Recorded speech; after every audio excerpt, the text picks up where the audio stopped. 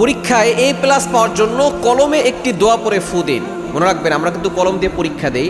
আপনি অবশ্যই পরীক্ষার জন্য প্রস্তুতি নেবেন। আপনি পরীক্ষার জন্য কোনো প্রস্তুতি নিলেন না, আর আপনি শুধু কলমে ফু দিয়ে আপনি চিন্তা করছেন যে কলম আমাকে এমনভাবে লিখে দিবে যে আমি পাস হয়ে যাবো, A+ পাবো, বিষয়টা এমন নয়। আপনি নিজে প্রস্তুতি নেবেন, কেননা আপনারা যখন অসুস্থ হন দোয়াও করেন আবার ওষুধও খান। সুতরাং দোয়াও লাগবে, দাওয়াও লাগবে, পড়তেও হবে, প্রস্তুতিও নিতে হবে, এবং আপনি কলমে একটি আমল করবেন। মনে রাখবেন, যদি পরীক্ষা সহজ করতে চান, আপনি যখন পরীক্ষা দিতে যাবেন তখন অবশ্যই 2 রাকাত নফল নামাজ পড়ে নেবেন। অজু করে, সুন্দর করে অজু করে 2 রাকাত নফল নামাজ পড়বেন। এরপর আপনি দুরূদ শরীফ বেশি বেশি পড়বেন, কারণ দুরূদ শরীফ এমন একটি আমল, এই আমলের মাধ্যমে আল্লাহ তাআলা আপনার টেনশন দূর করবেন। অনেক সময় টেনশনের কারণে আমরা পড়া ভুলে যাই।